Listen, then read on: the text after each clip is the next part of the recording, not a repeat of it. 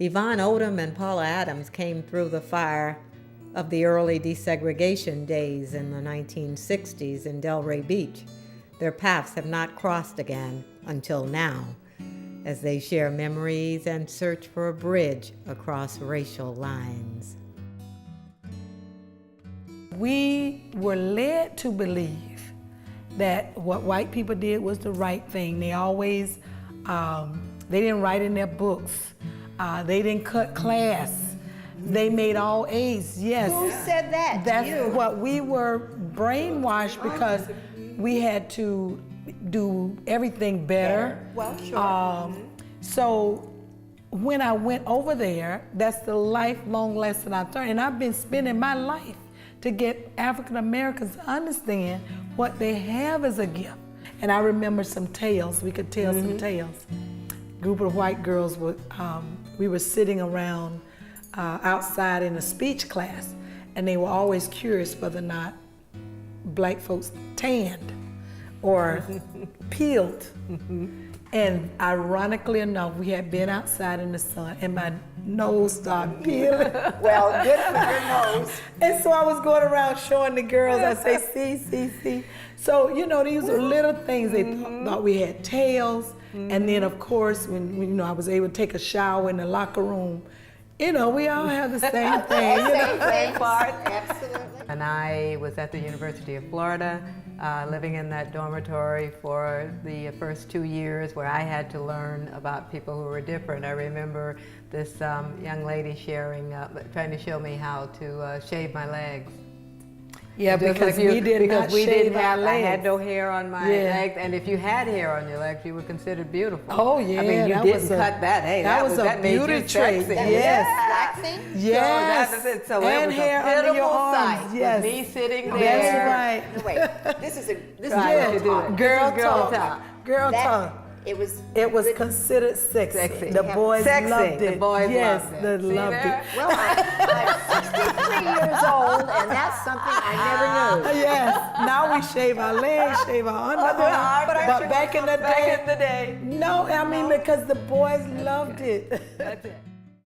Barbara Bell Spence laments the loss of helping hands she grew up with in Belglade, Florida. The town sits on the southern edge of Lake Okeechobee with South Bay and Pahokee in what was once the agricultural heartbeat of the nation. It's now an area hoping to redefine itself. Her memories and her work form a link between the past and the future she shares with the younger generation. South Florida is certainly a gold mine for an oral historian like me. Often the answers in interviews have a similar pattern. People talk about the idyllic childhood they remember, about that interesting family, but no two stories about race relations experiences are the same. Barbara Bell Spence reminisces with me about her version of Belglade and some of the changes she has seen. She also told her story for a book about her experiences. And it's interesting to see how the versions align and how they may sometimes disagree. As far as my family was concerned, everyone was a neighbor. Everyone knew everyone. We knew everyone around us. What I remember most, and it's so funny that some of my co-workers and I were talking about growing up here in the Glades and what it was like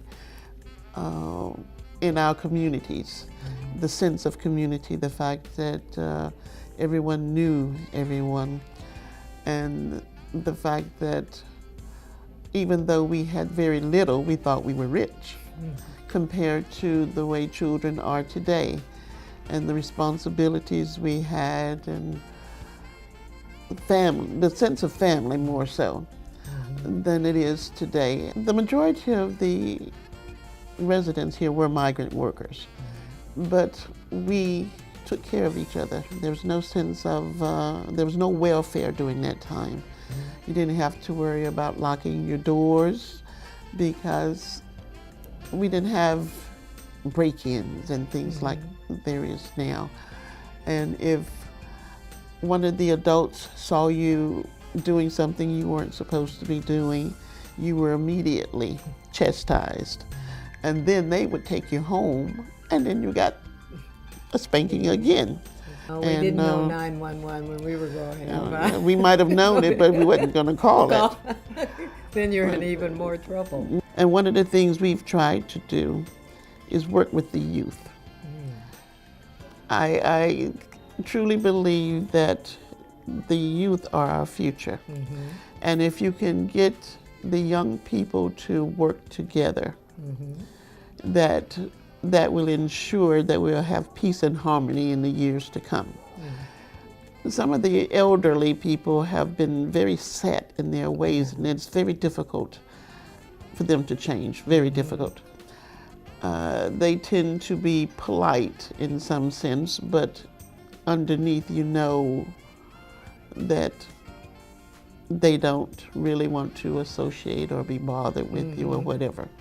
My father was very active in the community, and my mother was very community-oriented too, but she worked mostly through the church. She was a Sunday school teacher, an old mission society woman, and she visited people. So there's a lot of history here with my family, and I feel that I'm somewhat obligated to continue that process. And what about how things have changed over time?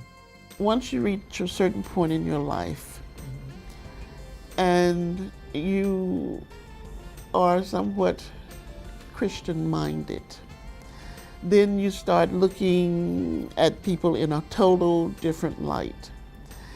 You just try to overlook some of their shortcomings and try to go for the positive. Marta Cruz Jansen was born and raised in Puerto Rico, and she is the most recent voice in the Multicultural Race and Change Oral History Archive. She's often called a Black Hispanic, but she prefers the term Latinegra. In our conversation, one-on-one, she ponders further the challenges of straddling racial and ethnic lines within a Latin culture that denies racial differences.